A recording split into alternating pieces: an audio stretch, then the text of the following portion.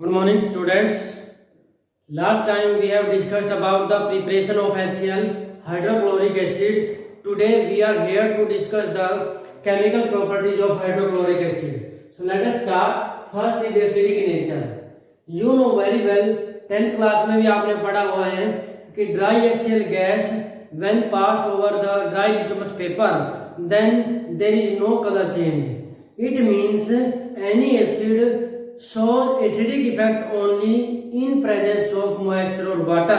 तो यहाँ पर आप देख सकते हैं HCl अगर हम ले HCl प्लस H2O वाटर की प्रेजेंस में कर लेते हैं तो it will give H2O plus ion plus Cl minus ion. ठीक है, तो as it is giving H2O plus ion और H plus ion, it means it is acidic in nature. अगर हम ये बोले कि HCl को अगर HCl सॉल्यूशन लें उसमें लिटमस पेपर को डिप करें तो वो कलर चेंज शो करेगा. जैसे ब्लू से रेड में कलर चेंज होता है तो एसिड होता है, रेड से ब्लू में होता है तो बेस होता है. ठीक है, इट मींस यहाँ से हम क्या कह सकते हैं कि HCl जो है it is acidic in nature है. सेकंड पॉइंट की बात करें रिएक्शन विद मेटल्स.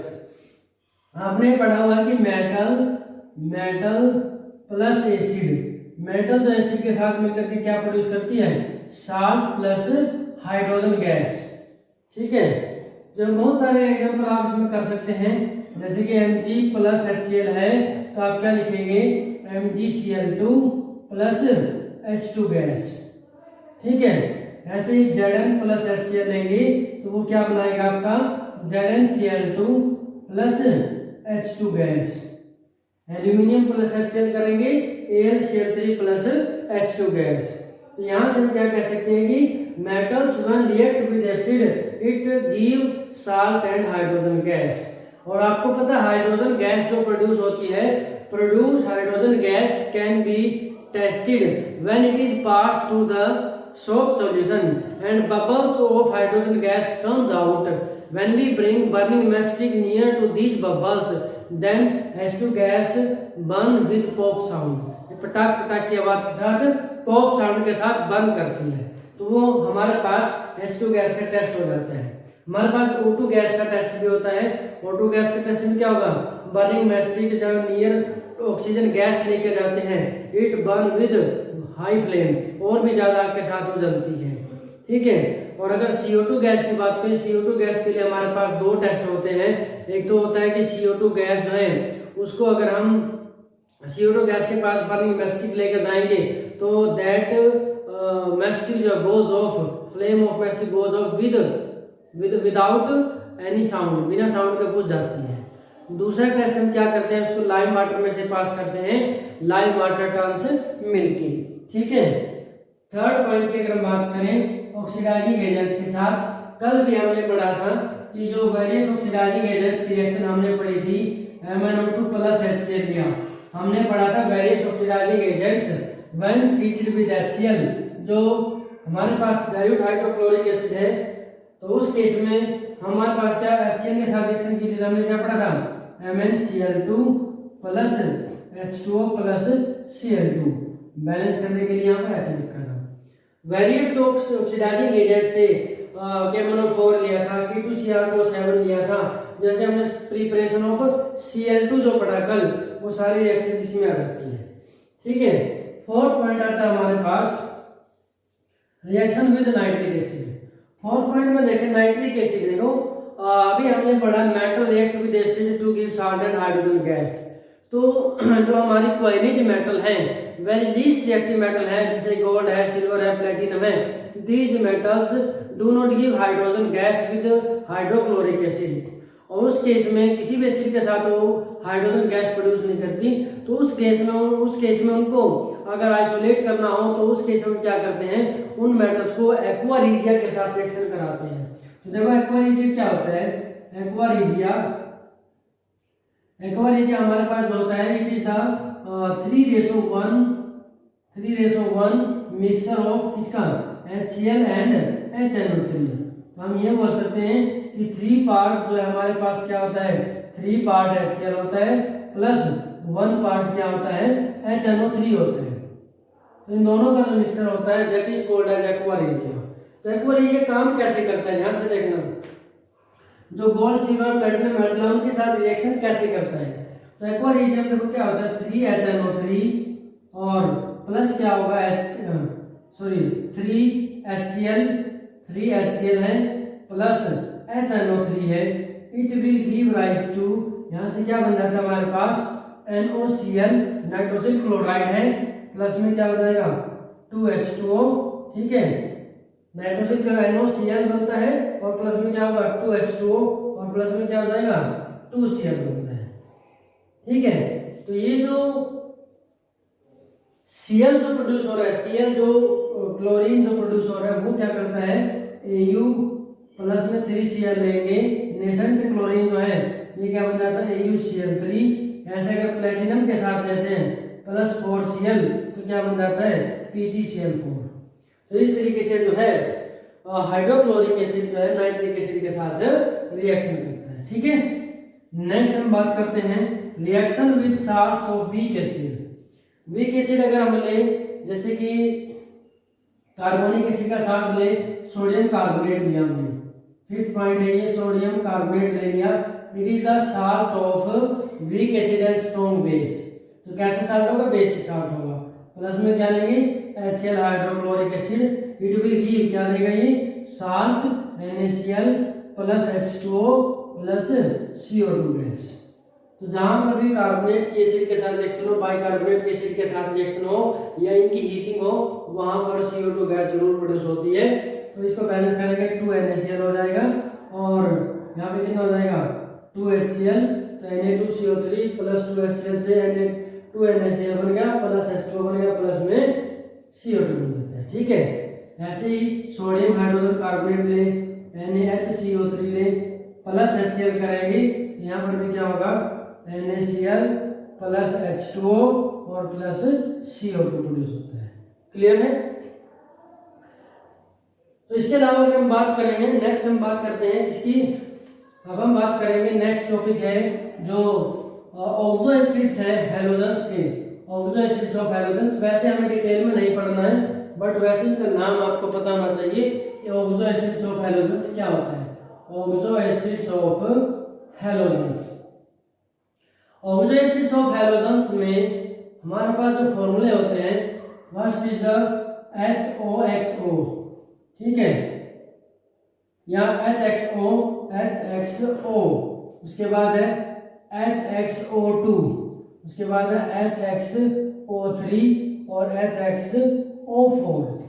तो इनको क्या लिख सकते हैं, इसको लिख सकते हैं HOX, इसको लिख सकते हैं HOXO, इसको लिखेंगे HOXO2, इसको लिखेंगे HOXO3, ठीक है, यही चीज है। तो फॉर्मूला इसका नाम क्या होता है, इसका नाम होता है हाइपोहैलस एसिड। क्या नाम होता है इसका, हाइपोहैलस एसिड। एक्स क्या हैलोजन होता है, ठीक है, इसका नाम होता है, ये हाइपोहैलस हो गया, ये हैलस एसिड हो गया, हैलस एसिड। और ये होता है हैलिक एसिड, और ये होता है लास्ट होता है परहैलिक एसिड, परहैलिक एसिड। हम इनकी स्ट्रक्चर की बात करते हैं, ज्यादा टाइम नहीं, जो सिंपल है। देखो HOX क्यों लिखा है, क्योंकि एसिडिक नेचर तो जब होगा जब ये H प्लस जो है रिलीज करता है, इसको हम स्ट्रक्चर जब बनाते हैं तो HOCl, Cl का एग्जांपल लेते हैं HOCl, तो ये क्या बन जाएगा हाइपोक्लोरस एसिड। क्या बन जाएगा ये हाइपोक्लोरस एसिड। अगर क्लोरीन है इसमें 3 लोन पेयर ऑफ इलेक्ट्रॉन आएंगे, ठीक है। उसके बाद नेक्स्ट है HOXO, सेम स्ट्रक्चर है कि HO, उसके बाद Cl है O आ गया, तो एक जो है यहाँ पर डबल बॉन्ड आ जाता है, डबल बॉन्ड O और 2 क्या आ जाएगा आपके पास लोन पेयर। तो इनको कैसे आप दिखा सकते हैं 3 लोन पेयर, उसके बाद यहाँ पे क्या रह जाएंगे 2 लोन पेयर, उसके बाद इसका नाम क्या हो जाएगा, ये हैलस एसिड है तो ये क्लोरस एसिड हो जाएगा, क्लोरस एसिड। नेक्स्ट है HOCl double bond O, 2 double bond आ जाएंगे, एक लोन पेयर आ जाएगा, इसको क्या बोलेंगे chloric acid, chloric acid. Last क्या हो जाएगा, HOCl double bond O double bond O double bond O। इसको क्या बोलेंगे, परक्लोरिक एसिड। क्या बोलेंगे, परक्लोरिक एसिड। ठीक है डियर स्टूडेंट्स, इस तरीके से आपने इनको याद रखना है। देखो इसके साथ ही हम जो है फॉस्फोरस का भी करा देते हैं, वैसे तब कराएगा ऑक्सीडेशन ऑफ फॉस्फोरस। ठीक है, वैसे ग्रुप 15 का टॉपिक है, फिर भी हम इसको यहाँ पर कर देते हैं। ठीक है, ऑक्सीडेशन ऑफ फॉस्फोरस। आप कहेंगे कि सिलेबस में नहीं है, बट ये आपको पता होना चाहिए। ठीक है, क्योंकि बहुत सारे जो क्वेश्चंस यहाँ से कंपटीशन एग्जाम में भी आते हैं, तो वो भी आपको साथ में पता होना है। फॉस्फोरस के जो ऑक्सो एसिड्स हैं, जैसे कि आपके पास होता है H3PO2 है, उसके बाद H3PO3 है, और एक आपके पास H3PO4 है। इसका तरीका क्या होता है, तो एक ऑक्सीजन तो फॉस्फोरस के साथ डबल बॉन्ड होंगे रहेगा, बाकी के जितने ऑक्सीजन बच जाते हैं तो वो क्या रहेंगे, वो उसके साथ OH की फॉर्म में रहते हैं। तो 3 हाइड्रोजन है, 1 2 3, ये OH हो गया। ठीक है, ये क्या है, ये आपके पास है फॉस्फोरस एसिड, और ये क्या फॉस्फोरिक एसिड, ये हाइपोफॉस्फोरस है। ठीक है, तो यहाँ पे P डबल बॉन्ड O हो जाएगा, और इसके बाद 2 ऑक्सीजन बच जाते हैं तो 2 OH आ जाएंगे, और एक आपके पास H रह जाएगा। इसमें 3 है तो एक 4 ऑक्सीजन, एक P डबल बॉन्ड हो गया, और तीनों जो है OH OH और OH हो जाते हैं। तो इसको बोलते हैं ट्राई बेसिक एसिड। क्या है ये, ट्राई बेसिक एसिड। इसको बोलते हैं डाई बेसिक एसिड। क्या बोलते हैं इसको, डाई बेसिक एसिड। और ये कैसा होता है हमारे पास, मोनो बेसिक एसिड। ठीक है, अगर रिड्यूसिंग कैरेक्टर की बात करें, इसमें 2 H है तो इसका रिड्यूसिंग कैरेक्टर ज्यादा है, इसमें 1 है, इसका कम है, और इसका सबसे कम है। क्लियर है। अब हम जो बात करने जा रहे हैं, बहुत important topic, next we are going to start, that is inter halogen compounds. क्या है, inter halogen compounds. Inter halogen compound, these are the compounds of halogen with other halogen. एक हैलोजन का दूसरे हैलोजन के साथ जो कंपाउंड है, उन्हें हम क्या बोलते हैं, इंटर हैलोजन कंपाउंड्स बोलते हैं। Compounds of halogen with other halogens are called, उनको हम क्या बोलते हैं, are called inter halogen compounds. Are called inter halogen compounds. Inter halogen compounds जो फॉर्मूला होता है, इनका फॉर्मूला क्या रहेगा, these are generally represented as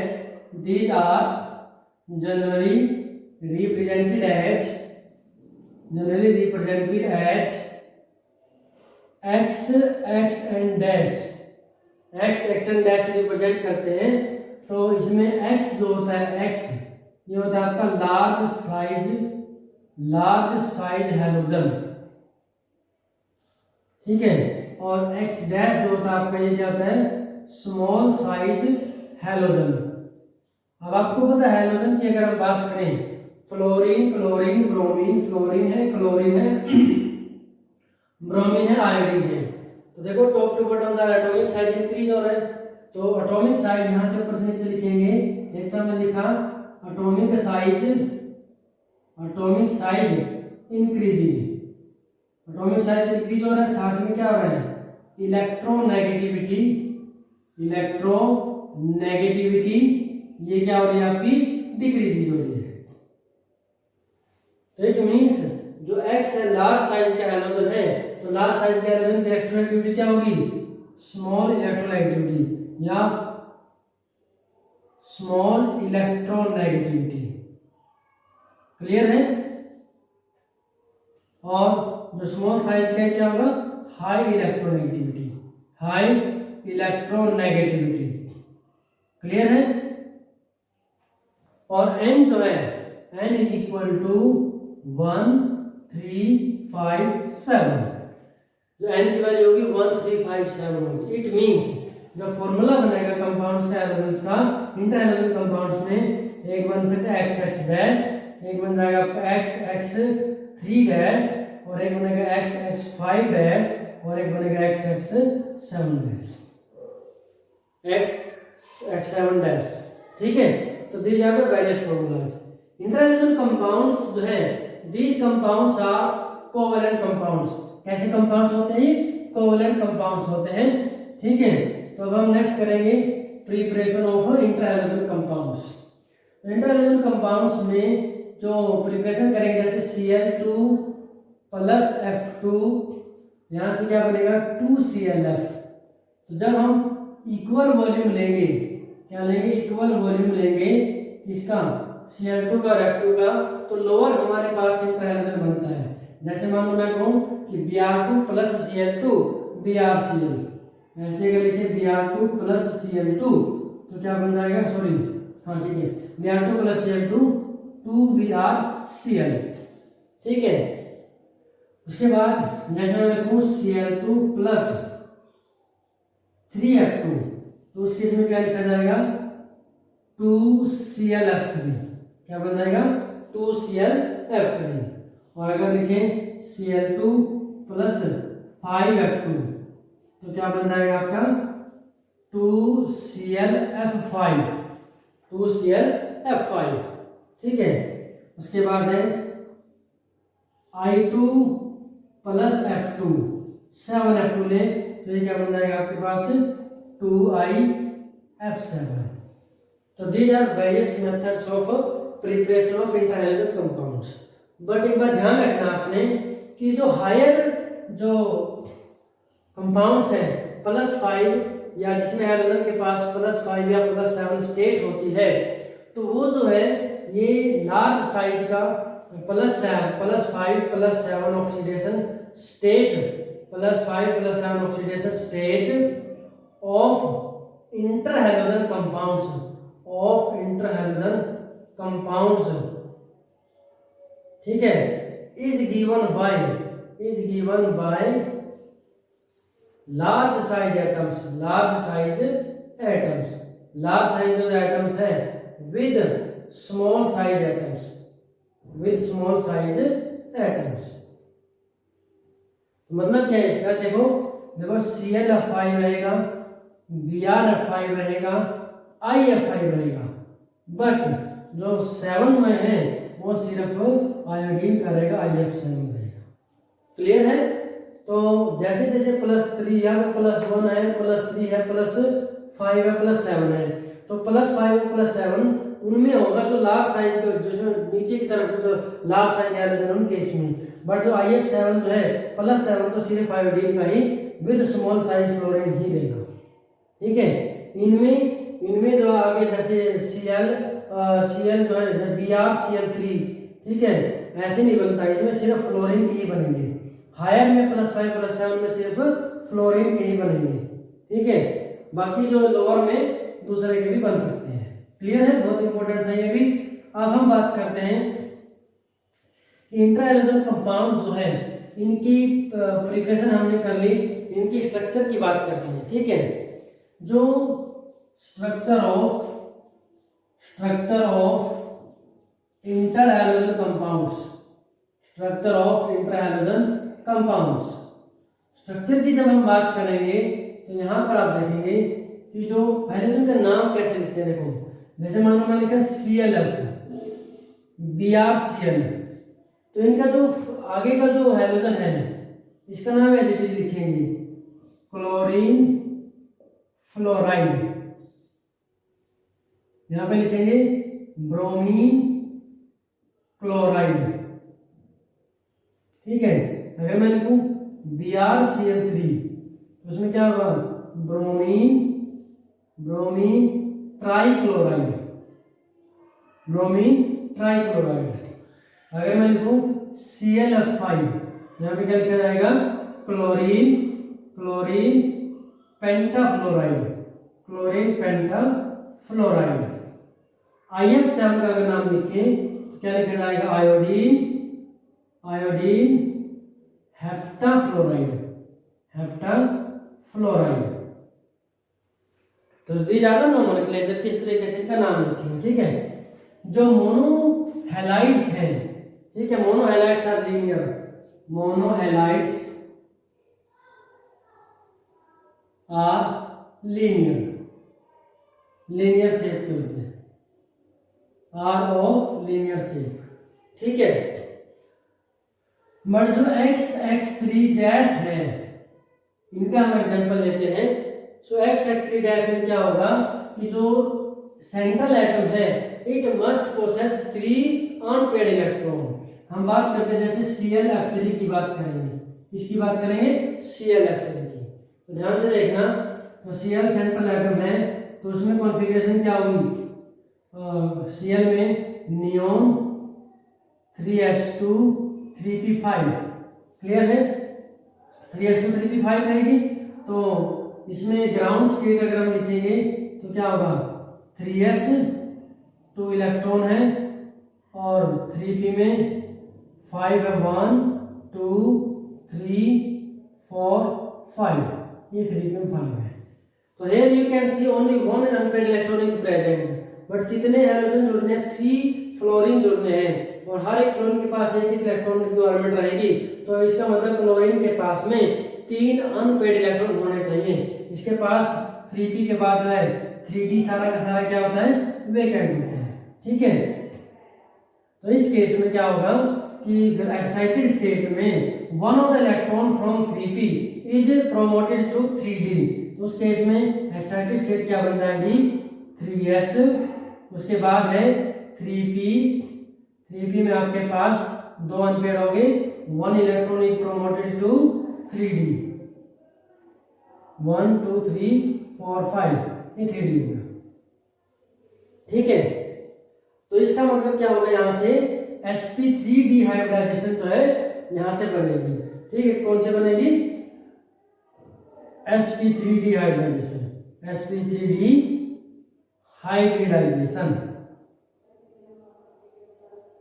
ठीक है। sp3 हाइब्रिडाइजेशन होगी। और दूसरे तरीके से कैसे निकाल सकते हैं, जैसे ClF3 है तो इसके हाइब्रिडाइजेशन निकालने के number of hybrid orbitals, x बार का फॉर्मूला क्या होता है, 1/2 into valence electron of the central atom 7 plus monovalent atom 3 और plus minus charge on cation plus charge on anion, तो दोनों जीरो है क्योंकि इसके ऊपर कोई चार्ज ही नहीं है। तो 7 और 3 10, तो 10/2 क्या हो जाएगा, 5। तो जब 5 इलेक्ट्रॉन यहाँ पर है, तो सॉरी 5 ऑर्बिटल यहाँ पर हाइब्रिडाइज है, तो हाइब्रिडाइजेशन क्या बनेगी, sp3d, क्या बनेगी, sp3d बनेगी। कैसे देखो, यहाँ पर नंबर ऑफ हाइब्रिड ऑर्बिटल्स है, यहाँ पर है हाइब्रिडाइजेशन। आपने लोअर क्लासेस में यानी कि 11th में भी पढ़ा है कि अगर आपके पास 2 हाइब्रिड ऑर्बिटल्स हैं तो s और p, 3 है तो sp2, 4 है तो sp3, और 5 है तो sp3d, और 6 है तो sp3d2, 7 है तो sp3d3।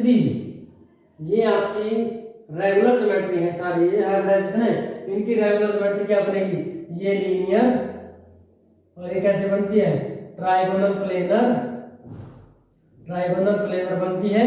और ये कैसे बनती है आपके पास, टेट्राहेड्रल, और ये sp3d कैसे बनती है, ट्राइगोनल बाइपिरामिडल, ट्राइगोनल बाइपिरामिडल, और sp3d2 क्या हो गया आपके पास, ऑक्टाहेड्रल बोल दो या स्क्वायर बाइपिरामिडल बोल दो, और ये क्या हो जाएगा आपके पास, पेंटागोनल बाइपिरामिडल, पेंटागोनल बाइपिरामिडल, ठीक है। तो ये रेगुलर ज्योमेट्री होती है। अब आप देखेंगे sp3d है, sp3d में तो आपके पास ट्राइगोनल बाइपिरामिडल ज्योमेट्री बननी चाहिए। अब देखना इसमें स्ट्रक्चर क्या होगी, साथ के साथ स्ट्रक्चर भी बना रहा हूं, ठीक है। तो ट्राइगोनल बाइपिरामिडल का रेगुलर ज्योमेट्री का लेते हैं केस, रेगुलर स्ट्रक्चर जो होगी, रेगुलर स्ट्रक्चर अगर हम लें, रेगुलर स्ट्रक्चर का मतलब क्या है, there is no lone pair of electron, जब सेंट्रल एटम के पास लोन पेयर ऑफ इलेक्ट्रॉन ना हो तब रेगुलर स्ट्रक्चर बोलते हैं। तो रेगुलर स्ट्रक्चर में PCl5 का एग्जांपल लेते हैं। तो PCl5 का अगर स्ट्रक्चर ड्रॉ करें तो क्या होगा, Cl Cl Cl Cl और ये Cl। यहाँ पर आप देख सकते हैं कि ये जो चीज है ये तो है इक्विटोरियल बॉन्ड, ये तो इक्विटोरियल बॉन्ड है, Cl Cl Cl 3 equatorial bond हो गए और ये 2 क्या हो गए axial bond. These 2 axial bond length are longer and these 3 are shorter. तो 2 टाइप की बॉन्ड लेंथ होती है PCl5 में। PCl इक्विटोरियल की बॉन्ड लेंथ स्मॉल है और PCl एक्सियल की बॉन्ड लेंथ लार्ज होती है। ठीक है, अब सिमिलरली यहाँ पर आप देखेंगे ClF3 की स्ट्रक्चर बनानी है। हाइब्रिडाइजेशन तो क्या इसके अंदर sp3d हाइब्रिडाइजेशन है, बट आप देखेंगे कि सेंट्रल एटम के साथ 5 बॉन्ड नहीं बन रहे हैं। हमारे पास क्या आ रहा है उस केस में 2। sp3d हाइब्रिडाइजेशन का मतलब क्या है 5, इसका मतलब 5 sp3d हाइब्रिड ऑर्बिटल्स और are form, hybrid orbitals are form. तो 5 sp3 हाइब्रिड ऑर्बिटल्स बनते हैं। तो 5 sp3 हाइब्रिड ऑर्बिटल्स बन रहे हैं, तो उस केस में क्या होगा, आउट ऑफ 5 में से 3 तो क्या करेंगे फ्लोरीन के साथ बॉन्ड बनाएंगे, 2 क्या रहेंगे लोन पेयर ऑफ इलेक्ट्रॉन में। अब मैं आपको बता देता हूं कि कैसे हम स्ट्रक्चर देखो जो डिस्टॉर्टेड जो शेप है उसको कैसे बनाएंगे। अगर एक बॉन्ड पेयर की जगह पे एक लोन पेयर आना हो तो ये बॉन्ड हटाते हैं, ठीक है, और अगर 2 हटाने हो तो ये दोनों हटाते हैं। जब एक हटाते हैं तो सी शेप स्ट्रक्चर बनेगी, 2 जगह लोन पेयर आना हो तब हमारे पास पी शेप होगी, 3 जगह लोन पेयर आना हो तो 1 2 3 हट जाएंगे, लीनियर शेप होती है। तो यहाँ पर अगर ClF3 की स्ट्रक्चर बनाए, Cl है हमारे पास 3 बॉन्ड पेयर है, 5 हाइब्रिड ऑर्बिटल में से 2 लोन पेयर की फॉर्म में रहेंगे। आउट ऑफ 5 क्या रहेगा 2 जो है 2 will be present in form of lone pair of electrons। तो 2 लोन पेयर ऑफ इलेक्ट्रॉन की फॉर्म में रहेंगे। तो 2 जब हो तो उस केस में क्या होगा, ये दोनों जो है लोन पेयर रहेंगे। तो यहाँ से क्या होगा, एक F, यहाँ से दूसरा F और ये तीसरा F, और 2 हमारे पास क्या हो जाएंगे लोन पेयर की फॉर्म में। ठीक है, तो this is the structure of ClF3। और यहाँ पर आप देख सकते हैं रेगुलर जो ज्योमेट्री थी ट्रायंगुलर बाइपिरामिडल होती है, यहाँ पर जब 2 लोन पेयर ऑफ इलेक्ट्रॉन आ जाते हैं उस केस में geometry is T shaped. Geometry कैसी बन जाती है, ज्योमेट्री टी शेप्ड बन जाती है। तो डियर स्टूडेंट्स, एग्जाम में क्वेश्चन आते हैं, इंटरएलिमेंट कंपाउंड दिया जाता है, उसकी स्ट्रक्चर हाइब्रिडाइजेशन पूछी जाती है। क्लियर है। अब हम एक एग्जांपल लेते हैं XX5 डैश का, इसका लेंगे XX5 डैश का, इसी में लेते हैं ClF5 का ले लेते हैं। ठीक है, ClF5 का ही एग्जांपल लेते हैं। यहाँ पे एक्साइटेड स्टेट में आपकी बात, तो ग्राउंड स्टेट में क्या है 3s2 3p5 है।